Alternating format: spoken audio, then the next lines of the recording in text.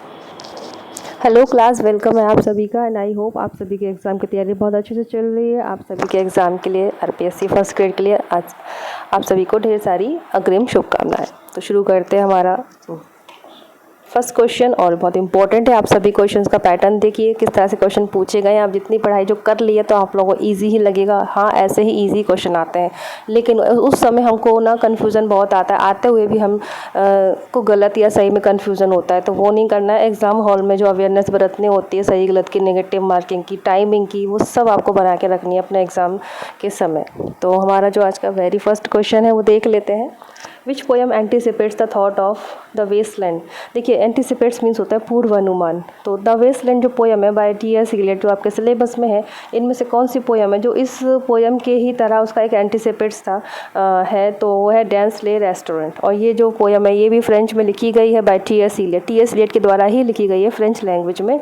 और ये इस वेस्टलैंड का एंटिसिपेट्स है, पूर्वानुमान कह सकते हैं। इसमें झलक हमको मिल जाए लाइक दिस।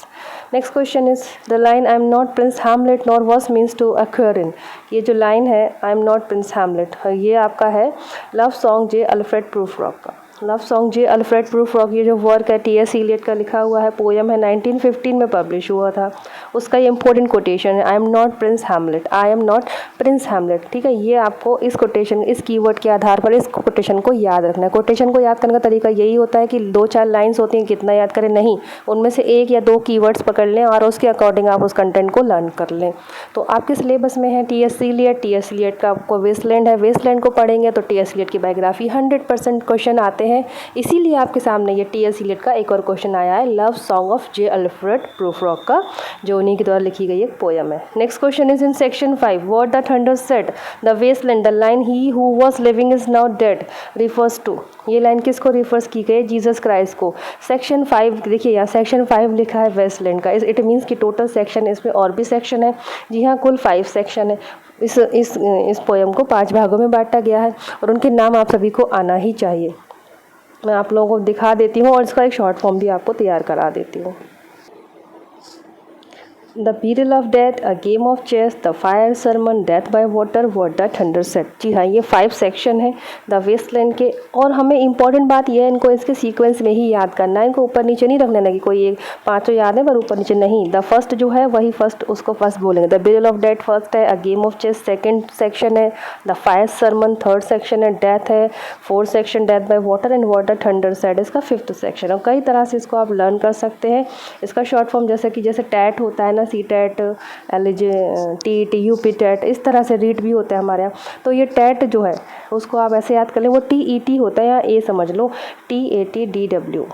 ठीक है, ऐसे आप इसको करके याद कर सकते हो कि पहले टैट है, बाद में D एंड W भी है। तो D अल्फ़ाबेटिकली D पहले आता है, W लास्ट में आता है। आप इस तरह से इसको याद कर सकते हैं। फिर इनके आप इन पे नाम रख दीजिएगा, the burial of death, game of chess, the fire sermon, death by water, what the thunder said. Okay, तो 5th सेक्शन का वो कोटेशन है जो अभी क्वेश्चन पूछा गया हमसे, देख लेते हैं हम।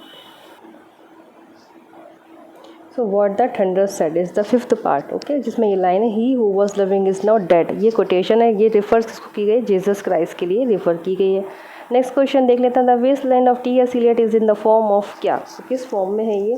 इसका करेक्ट आंसर हो जाएगा ऑप्शन ए, फ्रैगमेंट्री मोनोलॉग। मोनोलॉग क्या होता है? एक ही व्यक्ति जो है बोल रहा है उसमें। डायलॉग मतलब डी डायलॉग मतलब डाया ना, डायपोलर इस तरह से। तो डाया मीन्स होता है डबल, तो वो 2 लोग डायलॉग उनके आपस में बातचीत होती है। यह है मोनोलॉग, एक सिंगल व्यक्ति जो बात बोलता है। तो ये टी.एस. इलियट इसी वे में आपकी लिखी गई है। ठीक है, नेक्स्ट क्वेश्चन आपका हो जाएगा, pick out the literary source to which Eliot owes the title of this poem the waste land. The waste land title इन्होंने किस लिटरेरी सोर्स से, सोर्स पूछ लेते हैं बट यहाँ लिटरेरी सोर्स पूछा गया है। Correct answer is from ritual to romance. ये भी एक बुक है, बुक लिखी गई है जेसी वेस्टन के द्वारा, 1919 में लिखी गई थी। स्टूडेंट्स, इसका पब्लिशिंग ईयर है। और वेस्टलैंड जो आपका पब्लिश हुआ था, तो वेस्टलैंड 1922 में पब्लिश हुआ था, थोड़ा सा याद रखना। वेस्टलैंड 1922 में, और उसके 3 साल पहले ये जो बुक आई थी 1919 में, इस बुक से इन्होंने अपना ये वेस्टलैंड का टाइटल लिया था, रिचुअल टू रोमांस के द्वारा। और ये लिखा गया है जेसी वेस्टन के द्वारा लिखा गया है। Literary source ritual to romance. Next question is the last line of the poem the waste land make use of the scriptural writing from.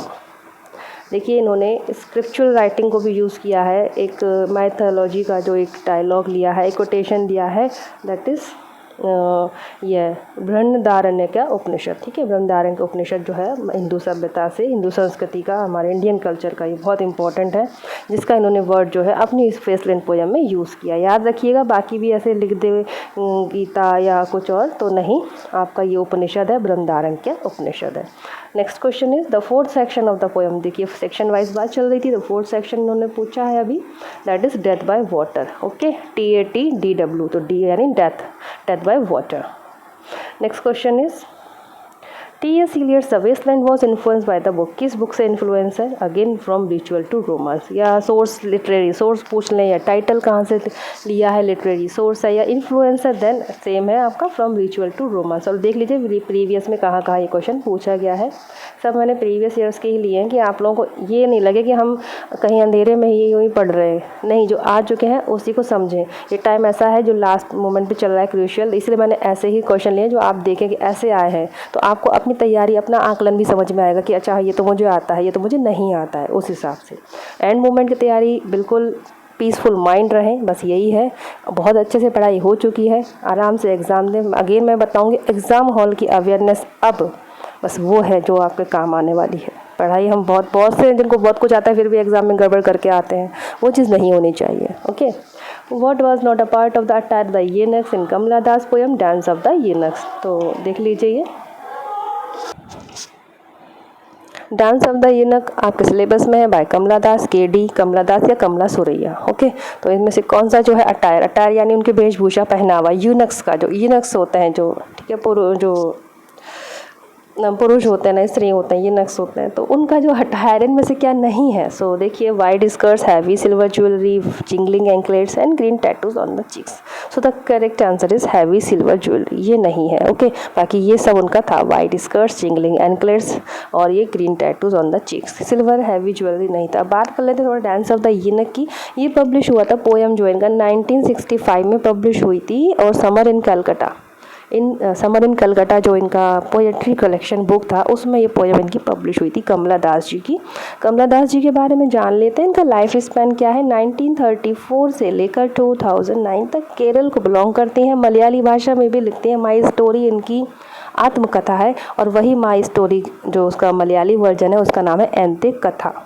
बहुत ही इम्पोर्टेंट है और बहुत ही ये फेमस रही कमला दास। कमला सुरैया जो बाद में हो जाती हैं रिलीजन चेंज करके, अपनी डेथ के समय से कुछ समय पहले ही।